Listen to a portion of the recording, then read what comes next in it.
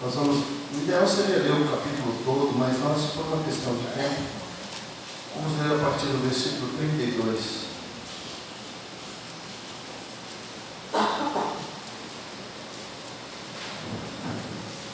Amém? A mensagem tem tudo a ver com o que foi cantado. Eu quero compartilhar com vocês uma palavra da parte de Deus que trata sobre exatamente isso. A volta de Jesus. E é necessário que a igreja tenha isso claro no coração, porque você não pode correr o risco de ser pego despreparado. Você achou? Mateus 24, 32? Então agora vamos ficar em pé, você já descansou a batata da perna. Diz assim a palavra do Senhor: aprendei, pois, a parábola da figueira. Quando já os seus ramos se renovam, as folhas brotam, sabei que está próximo o verão. Assim também vós, quando virdes todas estas coisas, sabeis que está próximo às portas. Em verdade vos digo que não passará esta geração sem que tudo isso aconteça. Passará o céu e a terra, porém as minhas palavras não passarão. Mas a respeito daquele dia e hora, ninguém sabe, nem os anjos do céu, nem o Filho, senão o Pai. Pois assim como foi nos dias de Noé, também será a vinda do Filho do Homem. Porquanto assim como nos dias anteriores ao dilúvio, comiam e bebiam, casavam-se, davam-se em casamento, até ao dia em que Noé entrou na arca. E não o perceberam, senão quando veio o dilúvio, e os levou a todos. E assim será também a vinda do Filho do Homem. E então 2 estarão no campo, um será tomado e deixado o outro. 2 estarão trabalhando num moinho, uma será tomada e deixada a outra. Portanto, vigiai, porque não sabeis em que dia vem o vosso Senhor. Mas considerai isto: se o pai de família soubesse a que hora viria o ladrão, vigiaria, e não deixaria que fosse arrombar a sua casa. Por isso, ficai também vós apercebidos, porque a hora em que não cuidais, o Filho do Homem virá. Pode ser assim. Nós queremos orar ao Senhor para pedir que o Senhor fale ao nosso coração. Ministra a Tua Palavra, revela a Tua Palavra, fala ao nosso espírito, fala à nossa alma. Essa é a nossa oração no nome de Jesus. Irmãos, é certo que Jesus vem. É importante nós entendermos o que a palavra do Senhor está dizendo, que na vinda do Filho do Homem, na segunda vinda do Filho do Homem, porque ele já veio uma vez, vai acontecer novamente o que aconteceu nos dias de Noé. É importante nós entendermos isso. Depois nós vamos lá no capítulo 6 e 7 do livro de Gênesis, e você vai ver o que estava acontecendo. A Bíblia diz que a vinda do Filho do Homem, ela é iminente, ela é clara, ela é próxima. É necessário você entender isso. Quando nós estudamos sobre escatologia, quando estudamos sobre a doutrina das últimas coisas, você vai vendo os sinais e você vai vendo o plano de Deus se cumprindo. Gálatas 4,4 diz que na plenitude do tempo Deus enviou seu Filho, nascido de mulher, nascido sob a lei, para resgatar os que estavam debaixo da lei. Então nós vemos que há um tempo que teve um início, que teve o seu ápice com a vinda de Jesus, a primeira vinda, e agora nós estamos aguardando os próximos eventos dos quais nós precisamos ter ciência, porque envolve diretamente a nossa vida, a vida da igreja. O Senhor vai voltar, vai arrebatar a sua igreja. Nós temos ainda alguns eventos para acontecer, a grande tribulação. Jesus diz aqui no capítulo 24 que nós estamos no princípio das dores, mas vai haver uma semana, que a Bíblia fala que é a última semana da profecia de Daniel, de Jeremias, onde você tem a oportunidade de entender. Daniel estava dizendo que compreendeu a profecia de Jeremias, e ele dá uma revelação falando que nós estamos vivendo a última semana das 70 semanas de Daniel. É necessário a gente entender isso, por quê? Porque Jesus disse que era para nós ficarmos apercebidos, era para nós pensarmos sobre isso, abrirmos os nossos olhos, ficarmos atentos ao que estava acontecendo, porque a volta de Jesus, ela tem sinais. Jesus começa a nos advertir que antes que ele voltasse haveria guerras, fomes, tribulações, maremotos, terremotos. A Bíblia diz que o amor de muitos esfriariam. A Bíblia fala sobre uma dureza e uma incredulidade muito grande. A Bíblia diz que haveria multiplicação da ciência. E os sinais, estes sinais, eles já se cumpriram. Falta muito pouca coisa. E é importante você lembrar que há um sinal que é determinante para o fim, que é exatamente o que aconteceu em 1948, quando Israel voltou. A Bíblia diz que Israel foi dispersado, esparramado sobre a terra. E ele volta, e ele voltaria, e ele seria agrupado novamente pelo Senhor, e este é um evento importante. Só que isso já aconteceu. E a Bíblia diz que a geração que visse isso não passaria. 48, 70 anos, 71. Eu tenho uma notícia para você, filho. Você está no meio desse negócio. Você é a geração que viu isso acontecer. É importante você olhar hoje, pesquisar e olhar o que está acontecendo na Europa.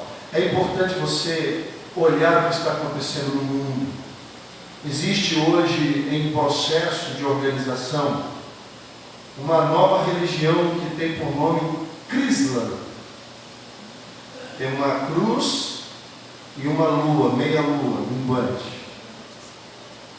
Segundo aí os estudiosos, os teólogos, está sendo costurada uma nova religião, uma religião ecumênica, que envolve cristãos e islâmicos, daí a cruz e a meia-lua.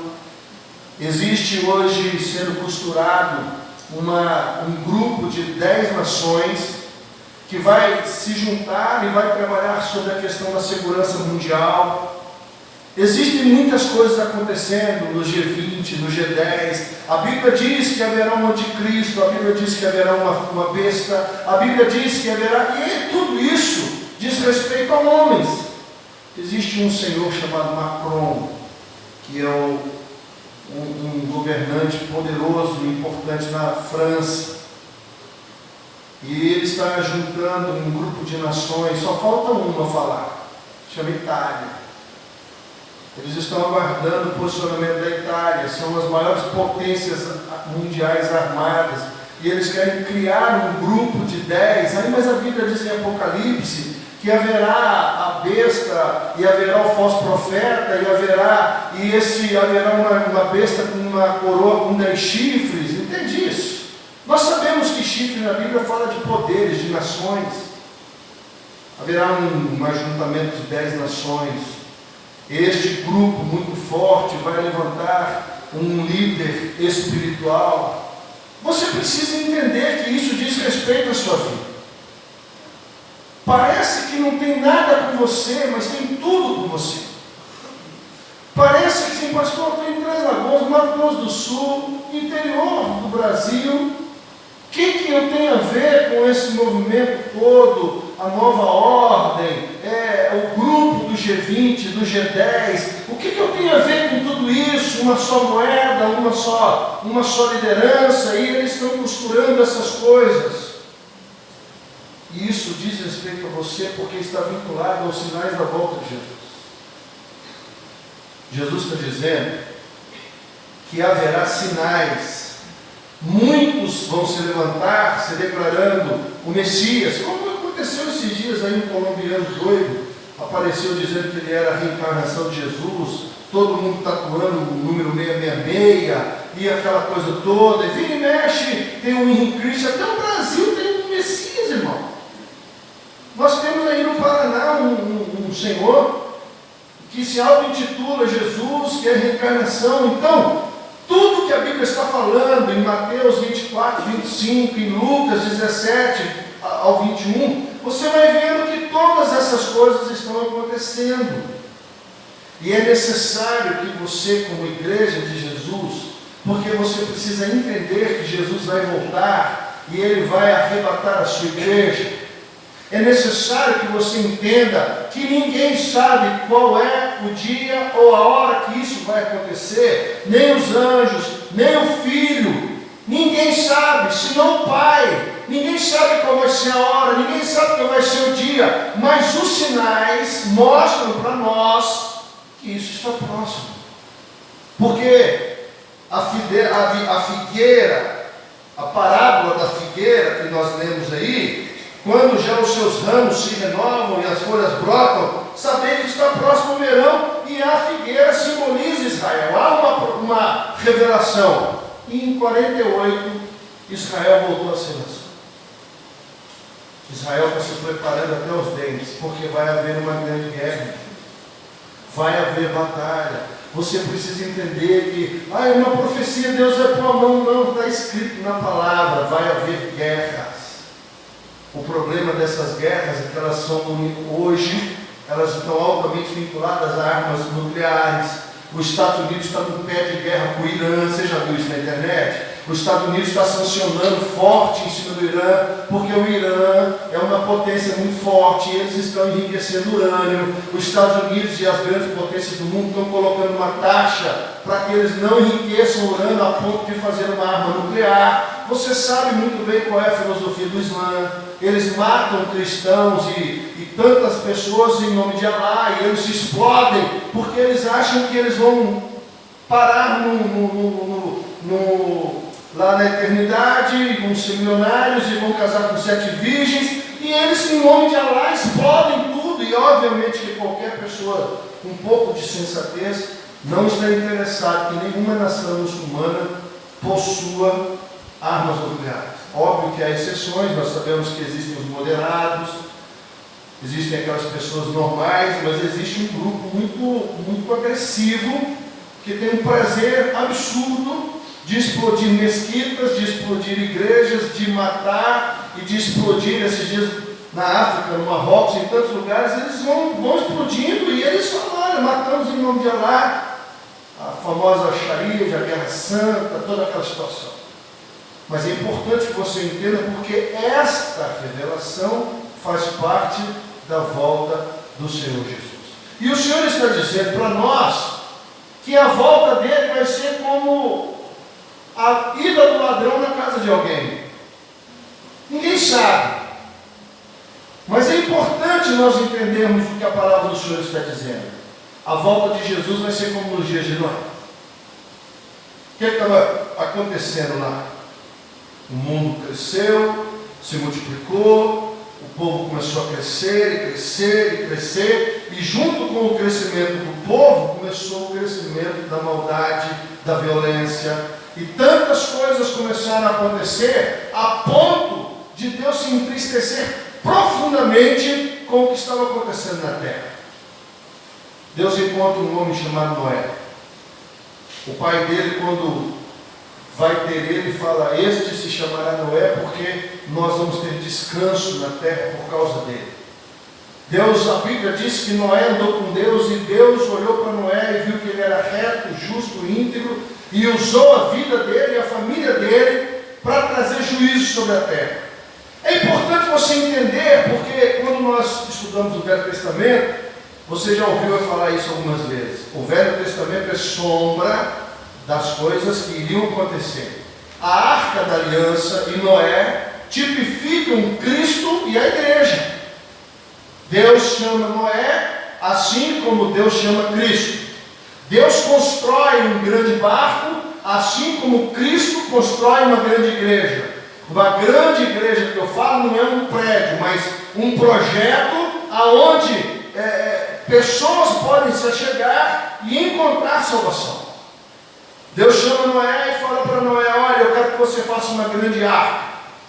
Ela vai ter 136 metros de comprimento, ela vai ter 23 metros de largura, ela vai ter 14 metros de altura, ela vai estar dividida em 3 divisões, em 3 áreas, e ela vai comportar aproximadamente 18 mil casais de animal, mais ou menos 45 mil animais, e mais aqueles que derem ouvido à tua pregação.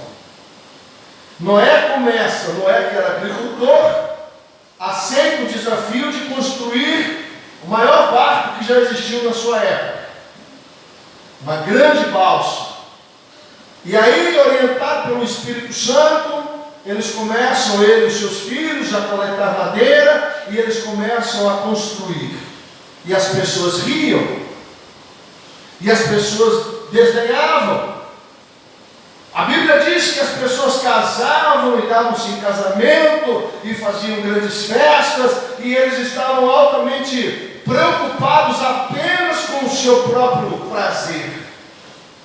Quando a Bíblia diz que eles casavam e davam-se em casamento, e eles viviam, como está escrito aqui no versículo 37 e 38, pois assim como foi nos dias de Noé, também será na vinda do Filho do Homem, porquanto assim como nos dias anteriores ao dilúvio, comiam, bebiam, casavam, davam-se em casamento. Eles estavam vivendo assim, eles casavam, aí eles não queriam mais a mulher, largavam a mulher, casavam com outra mulher, prostituição, imoralidade, maldade, matava-se só para ver para que lado ia cair. E esse era o ambiente que Noé estava vivendo, mas a Bíblia diz que Noé achou graça aos olhos de Deus, e Deus chamou Noé para um projeto.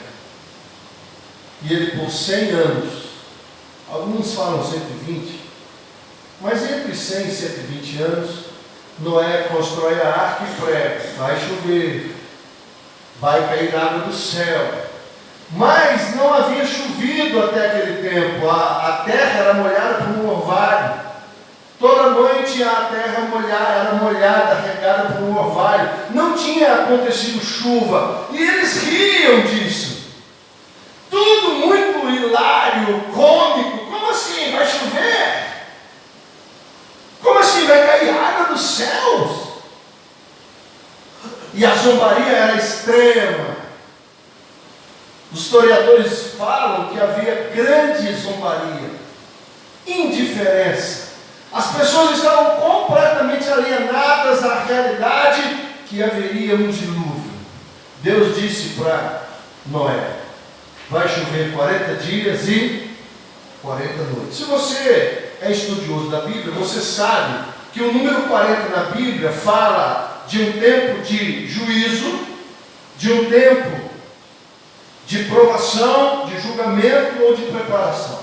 Por isso que quando você começa a ver a Bíblia falar de 40, Jesus ficou 40 dias no deserto, Israel ficou 40 anos no deserto. E aí você vai vendo que Eliseu e uma galera toda jejuaram e oraram por 40 dias e 40 noites. E aí você vê 40, 40, 40.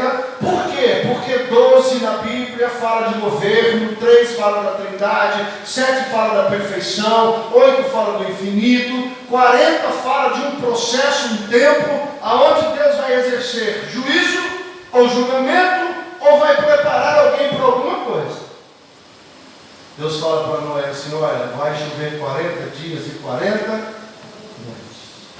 Deus estava dizendo: vai haver juízo. Toda vez que a Bíblia fala de 40, é um tempo onde vai haver uma grande mudança. É um tempo onde Deus prepara alguém para alguma mudança.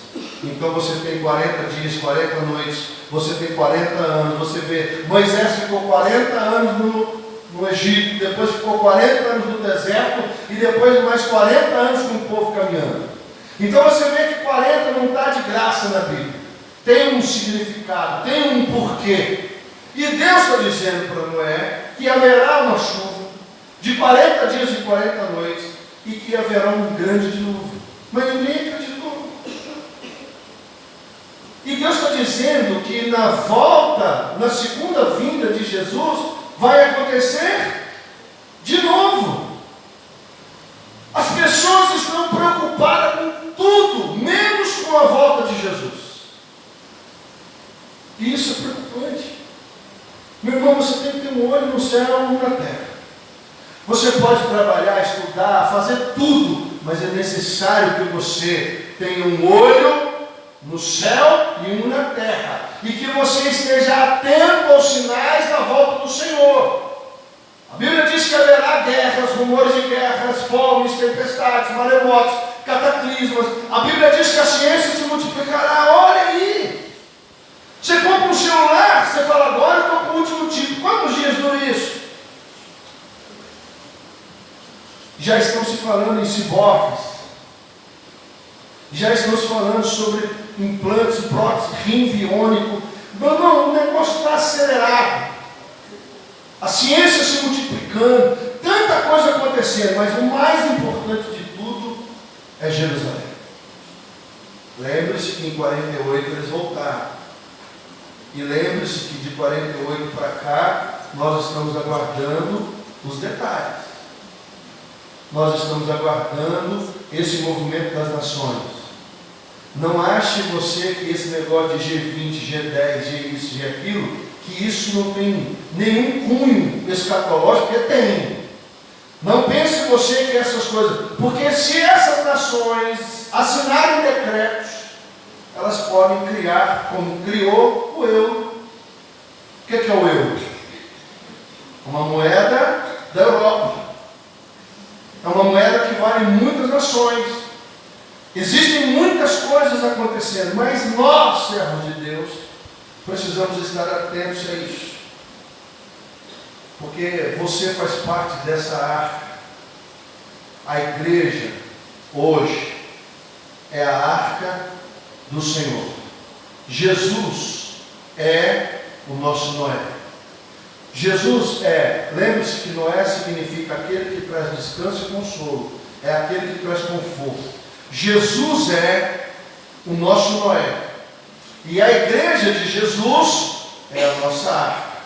E há um período em que a mensagem da justiça e do juízo está sendo pregada. Noé pregou 100 anos. A igreja já está há 2019 anos pregando a mensagem.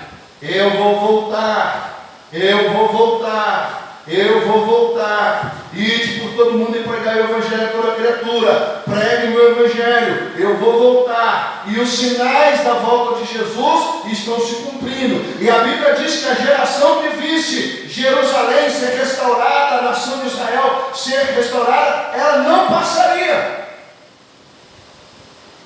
Tem muita coisa acontecendo, irmãos. Você precisa abrir os teus olhos espirituais. E o mais importante de tudo, você precisa ouvir o clamor das almas. Você precisa entender que o Senhor só não voltou ainda porque ainda há almas para serem alcançadas. E Deus está procurando os Noés dele.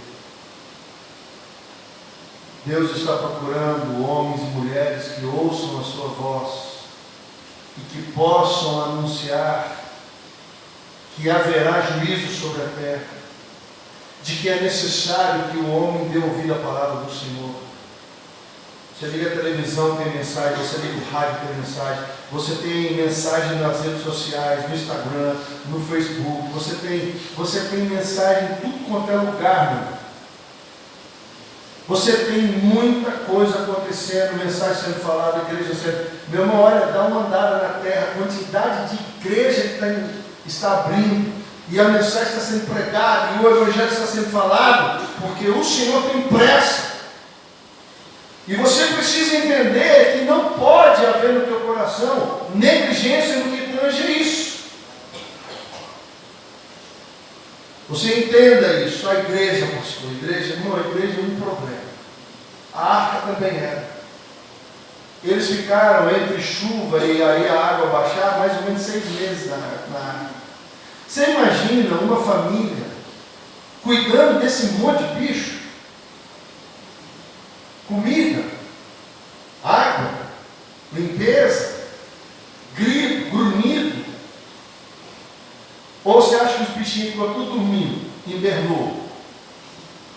A igreja é difícil, é complicada, é cheia de tanta coisa, mas na igreja salvação. Hoje é um movimento gigante dos desigrejados. Há um movimento gigante daqueles que dizem: não, nós não precisamos da igreja, a igreja somos nós. Irmãos, a igreja é uma obra de Deus, é um projeto de Deus, é um grande projeto de Deus, aonde aqueles que ouvirem a mensagem vão entrar. Por quê? Porque a arca, lá nos dias de Noé, ela foi fechada por fora, ela não foi fechada por dentro. A arca não tinha vela, não tinha leme, não tinha nada. Era um grande barco à deriva, e quem controlava o rumo da arca era Deus, e da mesma forma é a igreja. Tem muita gente achando: a minha igreja. Você não tem nada, quem tem igreja é Cristo. Nós somos servos do Senhor e pertencemos a esse projeto. Quem direciona o barco é Deus, e nós temos liberdade para andar dentro do barco. Mas o barco está indo para onde o Senhor quer. E o Senhor vai nos levar a bom porto. O Senhor tem um projeto para a sua igreja, e é necessário que você entenda isso. Estava conversando com o irmão essa semana sobre a igreja. E eu fiz uma pergunta para ele. Posso falar de uma pergunta? Não pode. Como a igreja seria se Deus dependesse de você para tocar ela? Vamos aqui. Deus olhou para Noé. E Noé achou graça aos olhos de Deus, e Deus falou para Noé: constrói uma arca. Lembre-se que a arca simboliza a igreja. Como seria o projeto de Deus se ele dependesse de você? Porque quando Noé construiu a arca com a sua família, ele decretou julgamento sobre a terra, salvação e condenação. Você precisa entender que a igreja está na terra cumprindo o mesmo papel que a arca, e que as pessoas estão indiferentes ao que está acontecendo, até porque quando você fala da volta de Jesus, e quando você fala de escatologia, e quando você fala de anticristo, da besta, e quando você fala de tudo isso, parece que está tão distante, porque nós estamos preocupados com a nossa própria vida.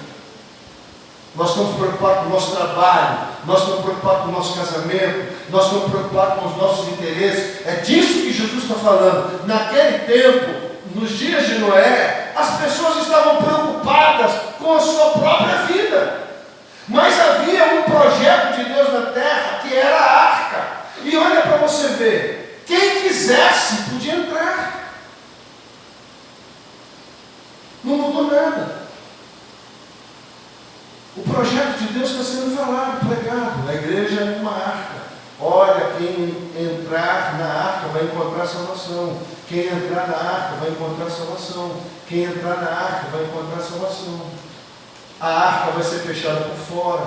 Não é fechada por mão de homens. A igreja vai ser fechada por fora. Não vai ser fechada por mão de homens. A mensagem ecoou por 100 anos. Noé estava pregando, mas a sua família. Lembre-se que só foi salvo uma família na arca. E há uma revelação. A única família que vai ser salva na igreja é a família da igreja de Cristo. Nós pertencemos à família de Cristo. Só uma família foi salva. Na arca, uma família foi salva. Na arca da igreja, uma família só será salva. Só a família de Jesus será salva. Por isso que quando nós oramos, nós falamos Pai Nosso. Por isso que nós tratamos uns aos outros como irmãos. Por isso que nós tratamos como família espiritual, porque nós pertencemos à família de Cristo. Há uma palavra sendo pregada, o nosso Noé, que é o Senhor Jesus, pagou o preço da nossa salvação, e Ele está dizendo: olha, a arca está aberta. A arca ainda está aberta. Mas presta atenção no que aconteceu naqueles dias. Deus chamou Noé e falou: põe os bichos para dentro. 45 mil bichos entraram aproximadamente. Depois que os animais entraram, com as pessoas que quiseram, no caso só a família de Noé, a Bíblia diz que o anjo veio e fechou a arca por fora. E eles ficaram 7 dias dentro da arca. Pastor, por que 7 dias? Porque você precisa entender a escatologia da mensagem. Há 7 dias ainda. Haverá 7 dias que nós chamamos na escatologia de grande tribulação. 7 dias eles ficaram dentro da arca, esperando. E o povo ao redor da arca rindo. Cadê a chuva, mãe? Depois de 7 dias, começou a chover. E durante 40 dias e 40 noites choveu. Levou mais meses para as águas se abaixarem. E eles ficaram 180 dias dentro da arca. E tudo que havia fora da arca pereceu. Deus, em sua graça e misericórdia, está anunciando a mensagem. É igual quando eu vou ao presídio. Eu não tenho dozinha, vítima da sociedade, não é nada disso. Quando eu vou ao presídio, eu tenho uma visão muito clara do que eu estou fazendo lá. Eu estou dando àqueles homens, mais ou menos 300 homens, eu preguei ontem. Nós demos a esses 300 homens, a oportunidade de entrar na arca. Se eles quiserem, serão salvos. Se eles não quiserem, já estão. E você faz parte disso. Porque cada igreja é uma arca. E você é o Noé de Deus. Você, meu irmão e minha irmã, faz parte deste empreendimento que leva a mensagem. Presta atenção no que eu estou te falando.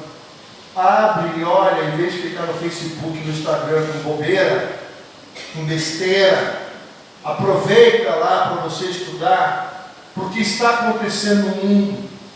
Toda vez que você vê notícia do G20, do G10, do euro, daquilo, abre os teus olhos.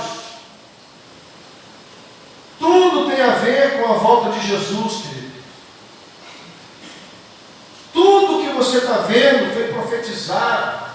Esse Papa que antecedeu o Papa Francisco, esse Papa que estava antes, nunca na história o Papa tinha pedido para sair.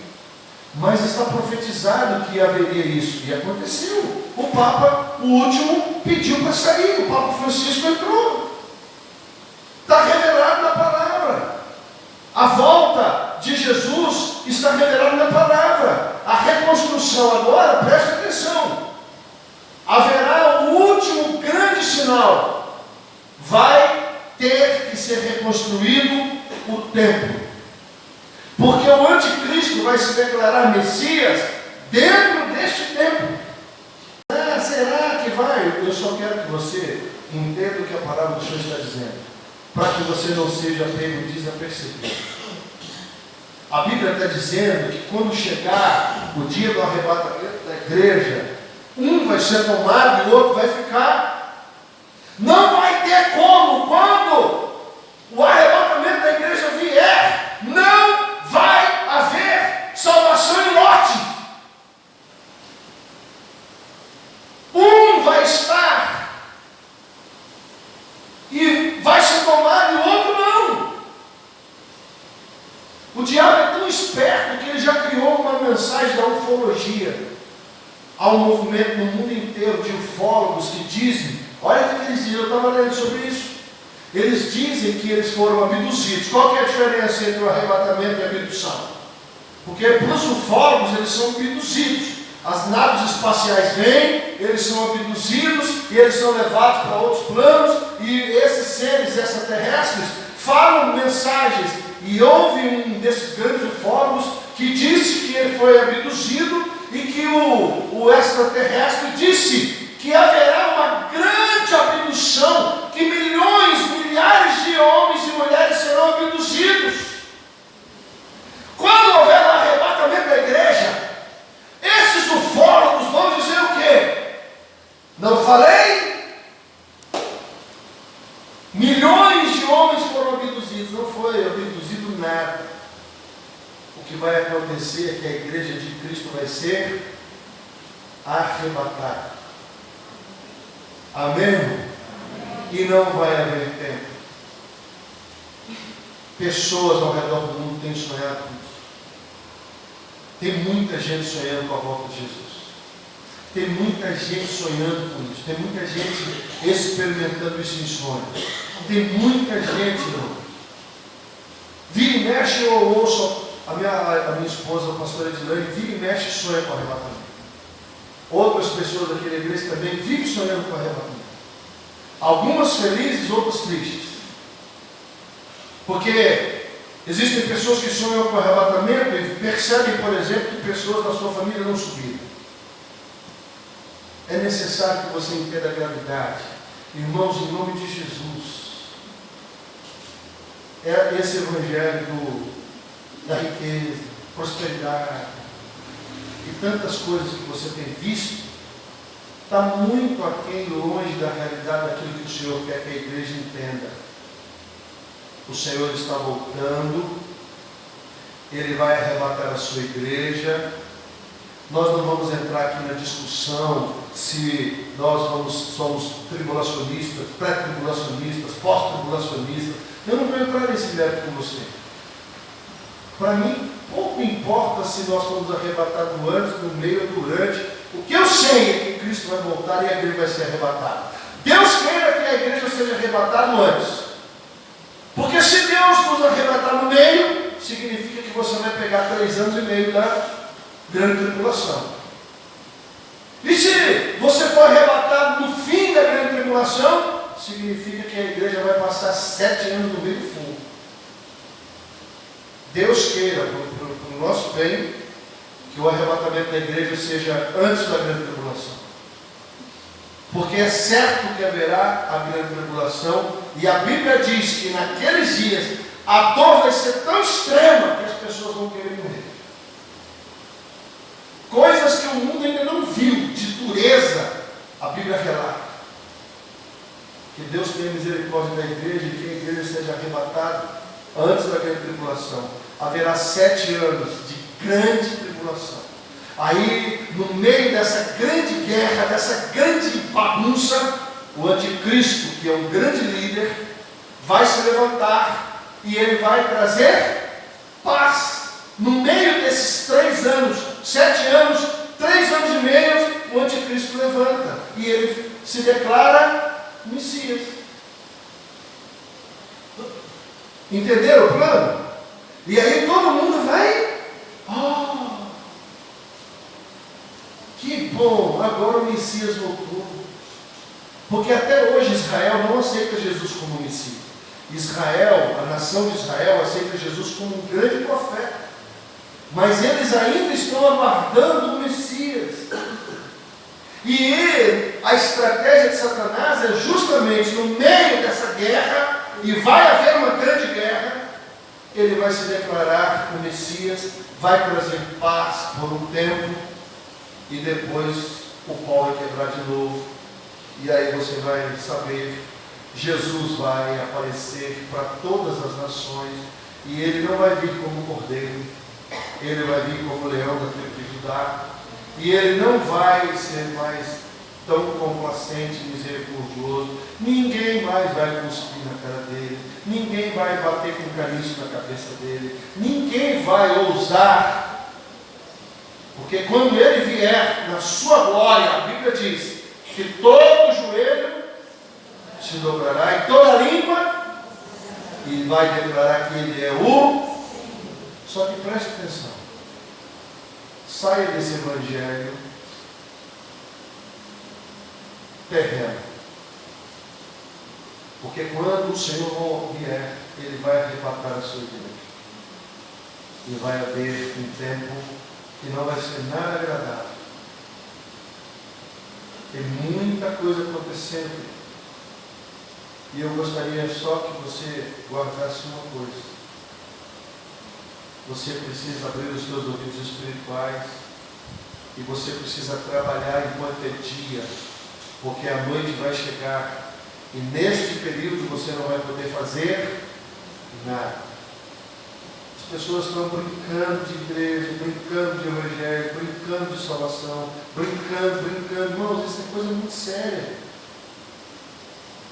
Você precisa abrir os seus ouvidos espirituais para entender que existem pessoas clamando, gritando.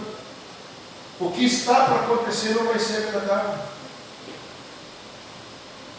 O que está para acontecer não vai ser uma coisa bacana de você viver. Os dias de Noé estão de volta. A humanidade está como aconteceu lá em Gênesis 6 e 7. A própria igreja, de uma forma geral, está completamente alienada à volta de Jesus. Há um evangelho sendo pregado para as pessoas viverem na terra. Existem pessoas acumulando fortunas e a própria igreja acumula fortunas, parecendo que nós vamos reinar na terra. E esse negócio é muito sério. É necessário que você, como igreja, entenda isso. E é necessário que você seja como Noé. Que você faça parte da construção. Que você faça parte daqueles que trabalham e que anunciam que haverá julgamento. Haverá juízo. Guarda isso no teu coração. Vai haver juízo na terra. Deus está falando isso para a humanidade há anos, há tempos. Vai haver julgamento, vai haver juízo. Deus está abrindo a porta da graça. Deus está anunciando o Evangelho. Deus está dando a oportunidade. E é necessário que a gente entenda isso. Nós precisamos parar de perder tempo com coisas que não nos levam à salvação de alma. Nós precisamos trabalhar para ganhar almas o máximo possível. Pastor, o senhor já faz isso, exato? Eu já faço. Mas se você fizer isso também, nós vamos alcançar muitas almas.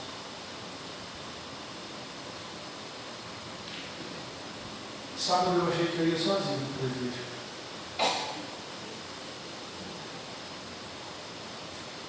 Eu faço isso há muitos anos e amo fazer.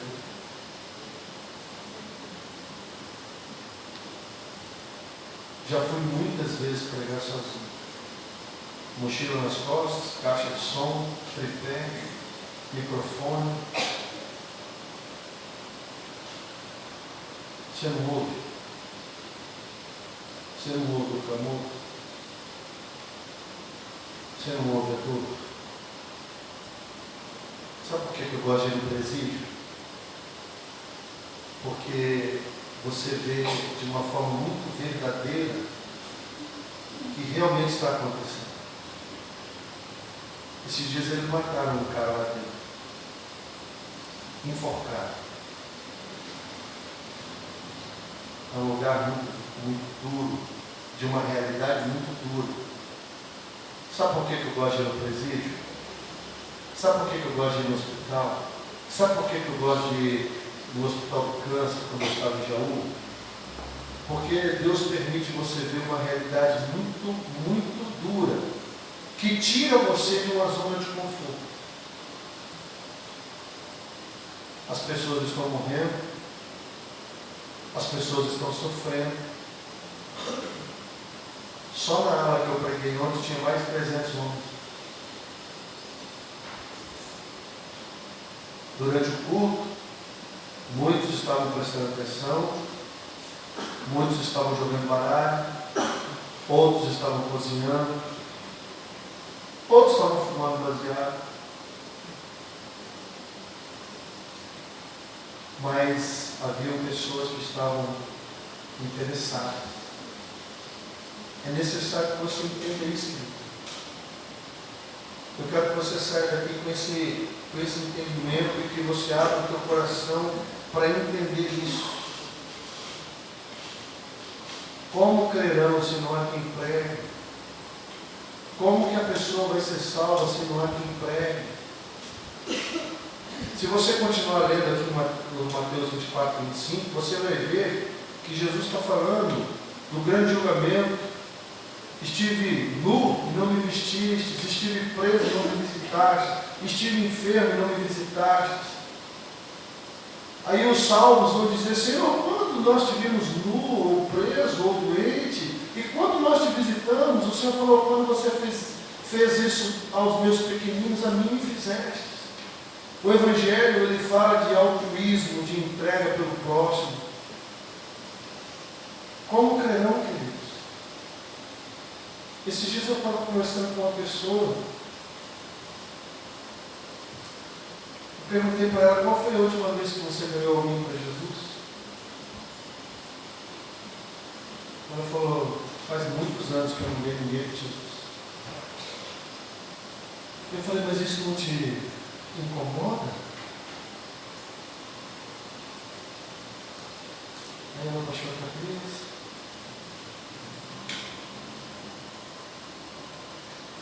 A vida profissional dela, ó.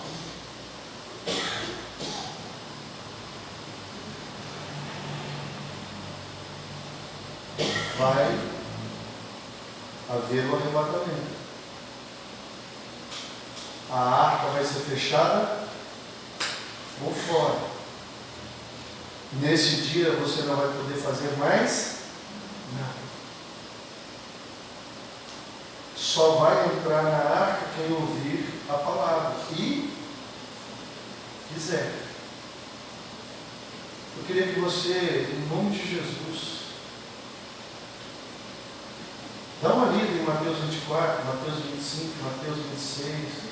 Dá uma lida em Lucas 17, 18, 9, 21. Quando as pessoas estão perguntando para Jesus, Senhor, quando será isso? Jesus está ministrando ao coração da sua igreja. Olha, preste atenção, vai haver isso, vai haver sinais. A igreja estava preocupada. Essa conversa de Jesus é uma resposta, uma pergunta. As ovelhas e os discípulos estavam assim, Senhor, quando vai ser isso? Quando vai haver esses sinais? Quando é que vai haver os dias de Noé, os dias de Ló? Quando vai haver? Jesus está falando, olha, haverá sinais da minha vida. E é necessário que a gente tenha uma igreja com base sólida.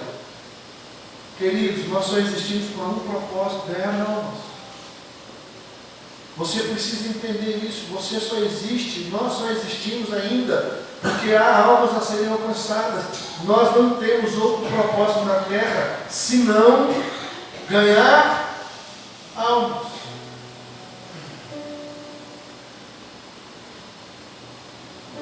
Você sabia que eu tenho mais prazer de pegar o presídio do que pregar aqui? Pastor, eles são melhores? Não. Mas há uma verdade lá que me encanta. A possibilidade de você tirar do inferno uma vida. Estou tão cansado de falar com a igreja. Estou tão cansado de pedir para a igreja orar, jejuar. Estou tão cansado de pregar mensagens e ver pessoas indiferentes. Tem muito pastor cansado. Cansado de quê, pastor? De pregar as mesmas coisas. De falar sempre as mesmas coisas. Vamos evangelizar. Vamos ofertar. Vamos dizimar. Vamos pregar o evangelho. Vamos fazer isso. Vamos limpar a igreja. Você precisa entender que limpar a igreja é só o início.